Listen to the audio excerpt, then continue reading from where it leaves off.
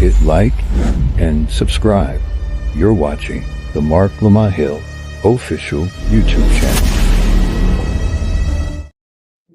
Peace, family. This is your brother, Marc Lamont Hill. Welcome to Night School. Every night here on the Marc Lamont Hill official YouTube channel, we hold Night School, where we break down the most controversial subjects, the most engaged topics, the most interesting debates going on in the world today. And tonight is no different. It's an absolute pleasure to be here with you all as we talk about 2 or 3 stories that I think are incredibly important, that I think are incredibly urgent. Both domestic and international stories. Of course, tonight we got some Diddy updates. The trial continues, presses into day 4.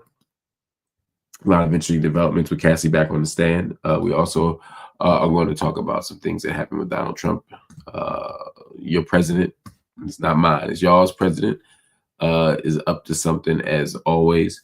We'll talk about what's going on with him and Gaza and Qatar. We started talking about it yesterday, got a little more info on it. And of course, I want to talk about the mayor of Omaha,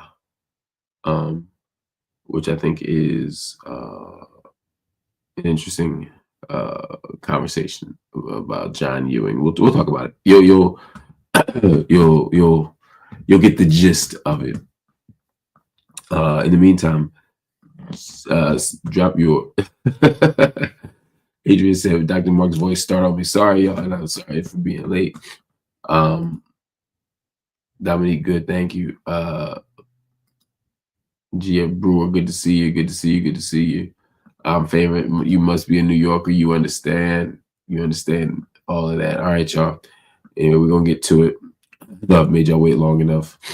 Gotta say what's up though to the great Rosability, one of the OGs of Night School, and Pink Highlighter. Thank you so much. Thank you so much for gifting a membership, along with Ifiolu. As a matter of fact, Ifiolu, peace fire. Not only did he write in, but he wrote in that he was calling in from Shaker Heights, Ohio. I love all of you to do that. Drop in your name in the comment. We'll also drop the city and state or country that you're writing in from. After all, we are a global classroom. We want to know who's in the room with us. I think that'd be pretty dope. All right, y'all. We're going to get to it. Somebody said, I hope you're feeling better. I am. I'm still stuffy, but not like before. And I definitely don't feel the pain that I felt. Yo, sinus infections are no joke. You know what I mean? I did not understand how bad they could get. Maybe I never had one before. I thought I did, but maybe I didn't. Because shit was damn near debilitating, man. Especially last week. I was at Kendrick's show, hacking up and coughing and all of that stuff, man. I don't know if we really talked about Kendrick's show either, but yo, Kendrick Lamar's show was something, man. Beantown, Mass. Wow. I hate the Celtics, so when I see that makes it tough. Although I'm sort of excited to see what's going on with them. Same thing with you, Chantel. Both of y'all coming in from Boston, a place that I generally don't like, for sports reasons. But what do you want to do? Jeremiah Muhammad, good to see you, King. Always appreciate you. Always appreciate the work you do in the world, and also the work you do in our community, and meaning the Night School community. I appreciate you. And of course, Dallas's finest Jazz LPs in the building. It was nice to meet your mama virtually, sharing her with the community here in Night School is pretty dope. We appreciate you. Anyway, it's time to get to it, y'all. Some people came into the room a little bit late, but hopefully we're able to have that conversation now with you all here. Let's get to it. Donald Trump, y'all. He never disappoints in terms of bringing something that's going to tick you off. Anyway, while Gaza is under siege and the world is watching, Trump touched down in Doha to shake hands and to ink deals. He pretty much agreed to do everything except push for a ceasefire. In a historic $96 billion flex, Qatar Airways signed the biggest jet order in Boeing's history, all while Trump smiled for the cameras and claimed it would, quote, generate $1.2 trillion in U.S. Qatar trade. The Boeing 747-8 once served the Qatari royal family and has been sitting unsold for years. Representative Joe Courtney, that's the top Democrat on the House Armed Services Sea Power and Projection Forces Subcommittee, that's a mouthful, warned that the jumbo jet would have to be completely rebuilt by the Department of Defense. And guess who's going to be footing that bill? You got it. You. That would cost the taxpayers at least $1 billion. And it might not even be finished before 2028 when he'll be gone for good. But here's what got folks heated. Neither Trump nor Qatar's Emir mentioned Gaza. Not one word about the suffering, not a word about the bombs, not a word about the bodies. Instead, they toasted. They toasted to jets and engines and billion-dollar wins for Wall Street. For Americans, this ain't just it's not just about planes.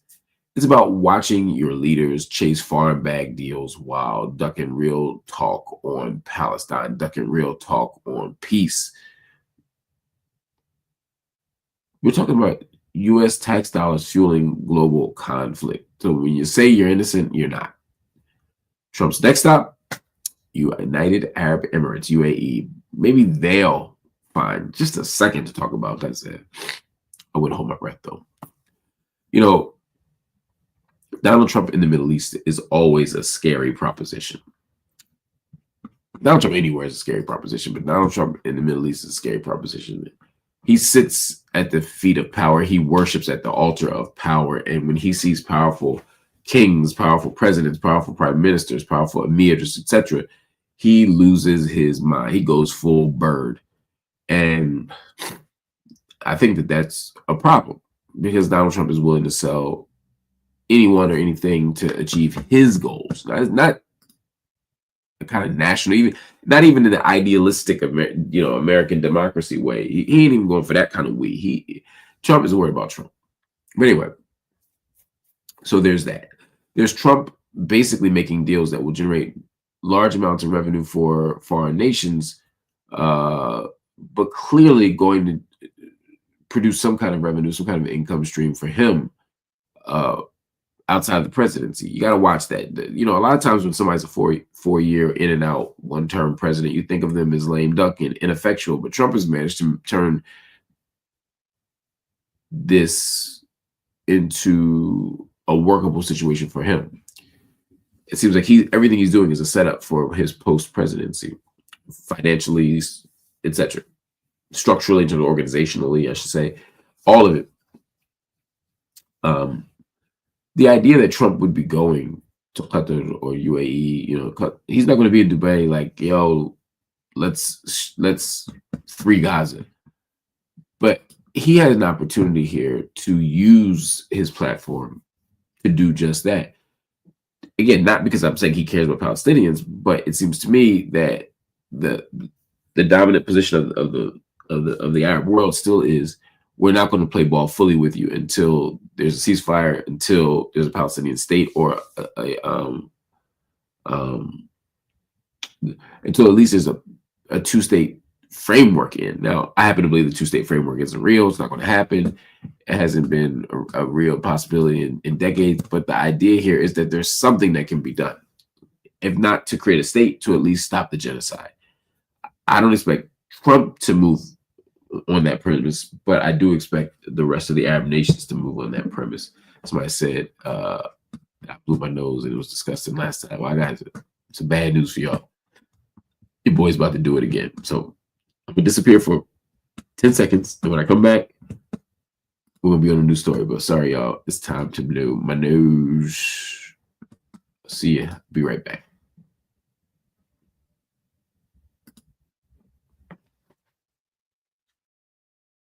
Hit like and subscribe. You're watching the Marc Lamont Hill official YouTube channel.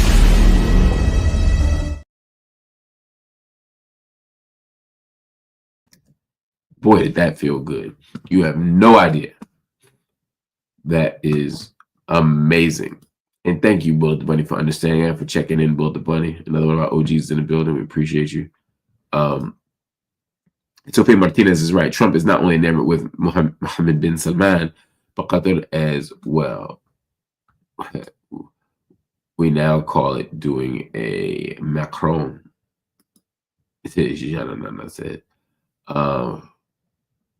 Jazz LP said, how about the people in Israel go back where they came from and give back the land that they stole? How come that's not an option? That is a complicated question that I know that's rhetorical when you asked it, but there's an answer that we need to get to. And yeah, that's Jazz LP's question, not mine. We'll get to it and we'll make sure there's an interesting answer. Playing the trumpet into the oh yes, you ain't lying about that. All right, y'all. Anyway, let's get on to the next story, which I think is an interesting one. Omaha just Omaha just became a case study for the whole country. For the first time ever, this majority white city elected a black mayor. His name is John Ewing Jr., breaking a 12-year Republican stronghold. Ewing, a former cop turned county treasurer, is stepping into a city that folks called the, quote, best place to live under GOP rule. But now the keys to Omaha belong to a brother from North Omaha. It got to be North. And that got Nebraska Republican governor blaming his own base for not showing up. Nebraska said, look, or Nebraska's governor, I should say, said, look, if y'all had shown up, we wouldn't have this darky in office. He didn't actually say that, but that's the tone I heard. That's what I heard underneath it. Ewing's win is what happens when black leadership pushes through in places where they said it couldn't. It's about power. It's about access. And about showing up when everybody expects you to stay home and accept the status quo. Ewing says he's going to bring City Hall closer to the people. He's going to make services easier to access. He's going to make government more accountable. That all sounds good to me. He'll be sworn in next month. He's also inheriting a city with big money, big expectations, and folks in high places who are going to be watching his every move. Can the city's first black mayor make good on the promises of change, or will the same old gatekeepers block him at every turn? This is the classic question. I always want to go back to the Indiana political convention. 1970s were an interesting time. And I talk about this in my book, We Still Here.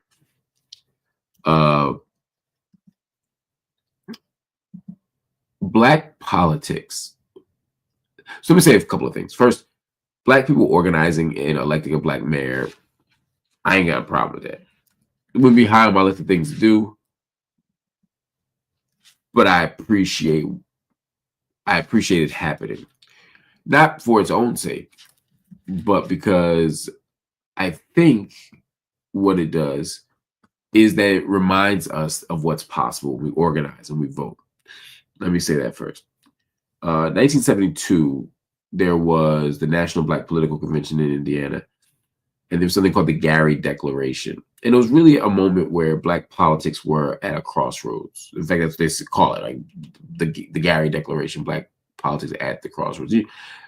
In Gary, Jesse Jackson was there, Mary Baraka was there, lots of people were there, and they were there to talk about what it means to build a kind of black political agenda. And one of the takeaways, in my estimation, and again, I talk about this in my book, We Still Here. One of the things that came out of that was a kind of investment in electing black leadership in the cities. Let's have black mayors, let's have black governors, let's have black aldermen, let's have et cetera, et cetera. And this was an actual commitment. And we've seen the aftermath of it. Our faith in the possibility, the transformative possibility of having a black mayor or a black governor or a black president, we made the investment, and we found out that ain't enough. Many of the cities that were catching the most hell in, Philadelphia, Baltimore, Chicago, often have black leaders. I'm not blaming black mayors for this. I'm saying that the system is not fixable simply by putting a black person in charge of the same infrastructure, the same system. And so when I see that Omaha goes black, I think that that's cool. I think that that's fine. Hell, I think that that's good. But not for its own sake. Only as a reminder of our power, our collective power. I'm excited when we make moves that get us toward freedom. And electing a black mayor or black governor usually doesn't do that. I'm not dissing this person. I don't know this person. This isn't a criticism of the black mayor of Omaha, Mr. John Ewing Jr. I ain't mad at that per se. I just want to remind us that the victory isn't in getting John Ewing to be mayor. It's in what we're able to do and demand from John Ewing Jr. once we get John Ewing Jr. in office. And then it'll be governor, and then it'll be whatever. And I say this across the board. It's not enough to just applaud Hakeem Jeffries for threatening Donald Trump. We got to do some real work. We got to do some real work. We got to demand more from the Congress. That doesn't happen simply by electing a black person. And I think that that's probably one of the more important takeaways from the National Black Political Convention in Gary. That everybody was there for. Y'all, one day we're going to do a special just on that, on the convention, because it was a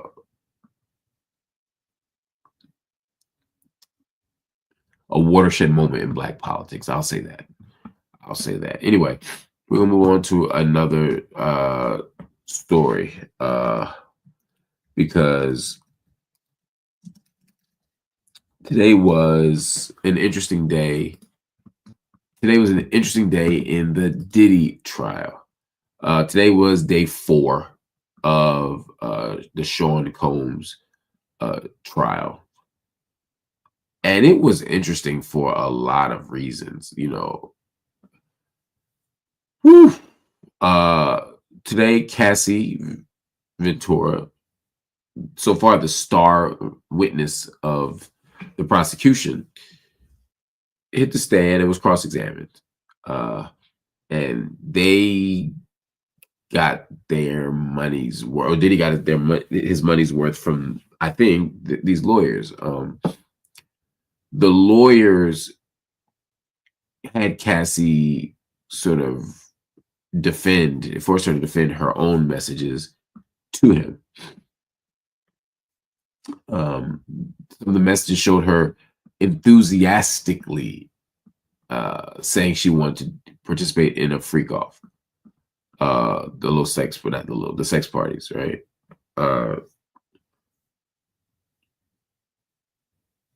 Around 5 p.m. The attorney says, "Do you recall the beginning of the freak off session?" Sean Combs' lawyer asked her that question, and she says she didn't, but she guessed that she had taken ecstasy or MDMA. They asked her if it was a bad batch of drugs. She says she had no idea, and then they started digging. They go through the text messages. They show her saying that she's looking forward to it. That basically they want to frame represent her as somebody who they want to frame her as somebody who wanted to be a part of all of this. I don't want you thinking I don't want to. They have her saying on the text. I mean, there's lots of text. They show her being nice to him. They show her giving him encouragement. They show her they show her doing lots of things and saying lots of things that would give the impression that she was an active participant in their sex parties and a willing participant in their sex parties. The active part isn't really in question. That absolutely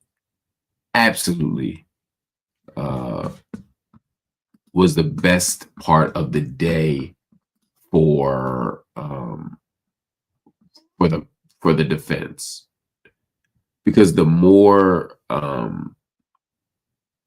she's forced to defend herself. And the more it looks like, look, they just are a freaky ass couple that did freaky ass stuff. The more it looks like that, and the more that that's the discourse, the more safe she is. And the prosecution also was basically asking about drugs a lot, essentially saying that Diddy and Cassie were fighting all the time. Not that it was an abusive relationship, but that they just fought a lot, and that it was a volatile relationship, and that it was fueled by drugs and jealousy. And of course, Cassie testified about Kid Cudi, the rapper Kid Cudi, with whom Cassie had an affair. And of course, they got her to admit that she was jealous of Kim Porter, Diddy's ex. And so this creates a lot. By the way, Dawn Richard from Danity Kane and, you know, all that, she'll be testifying soon, maybe tomorrow even. Cassie's got another appearance tomorrow, Friday.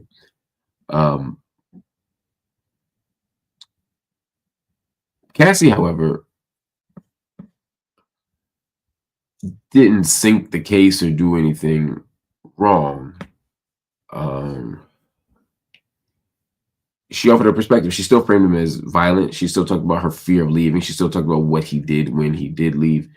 So again, I don't think the prosecution lost a ton of ground, but they definitely didn't gain much because, again, Diddy's lawyers did a heck of a job. They had her starting all the way back in 2007, where she wrote, "We've only really had 1 week of each other just together, and I can say that it's been the best and worst. I'm sad, mad, frustrated, and hurt that you just don't feel like I'm the right one." So it's like tumultuous relationship. They love each other, or she loves him, she's into him. It's about jealousy and getting him. It just makes it look like she's trying to do something as opposed to she's being harmed. She wrote a couple years later, "I love you so much it consumes my life." That's another text. They were very careful in curating these text messages from Cassie to Diddy.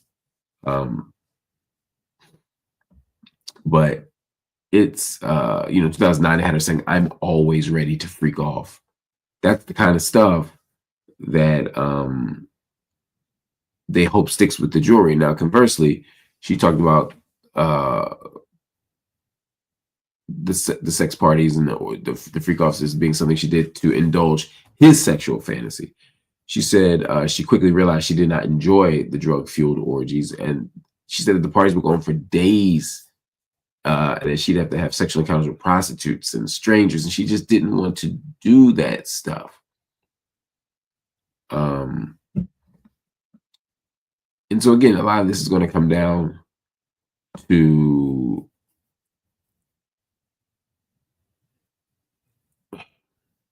who you believe and who you trust.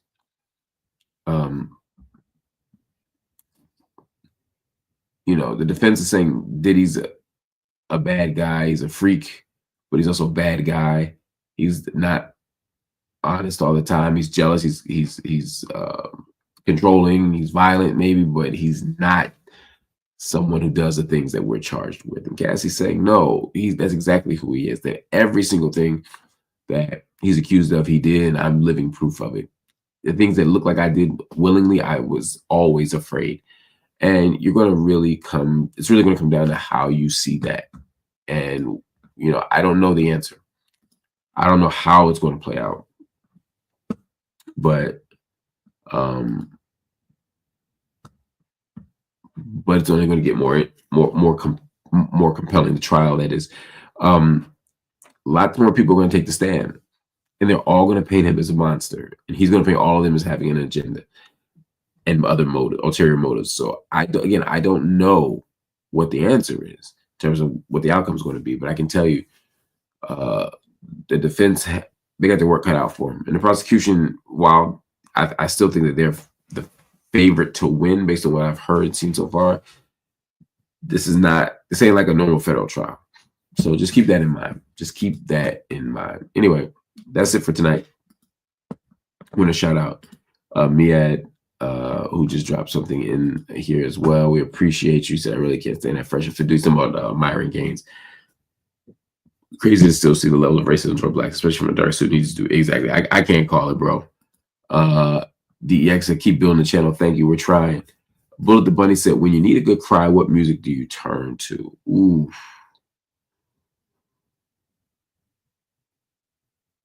It depends. If somebody dies, I may go to actually hip hop. You know, I love All Praises Due to Allah, APIDTA by Jay Electronica. Numbers in my phone that I never ring again because Lord called them home. You know that joint. Man, when that song comes on, it reminds me of so many moments, but including when my father died. If I just want sad music in general, for a good cry, I don't know if I have music for a good cry. I probably honestly go to hip hop more than soul R&B for a good cry. Yeah, but definitely soul R&B. Genre-wise, I can answer. In terms of individual artists, I don't know if I just wanted to cry, who I would turn on. It'd probably be a rap song with lyrics that stuck with me more so than like I turn on Anita Baker or, you know, whomever. You know, it's not that. It's not that. Anyway, y'all, hit the like button, hit the subscribe button, hit the join button if you're so inclined, and become part of what we're doing here. If you can't make the commitment, but when I say make the commitment, I mean if you hit the join button, you can become a monthly paid subscriber to the channel. We do need folk to do that.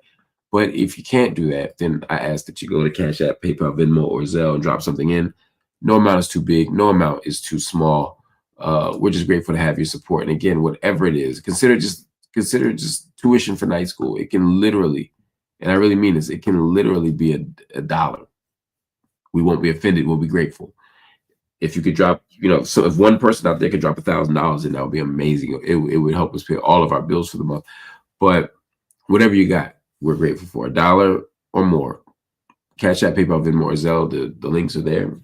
I look forward to seeing you tomorrow.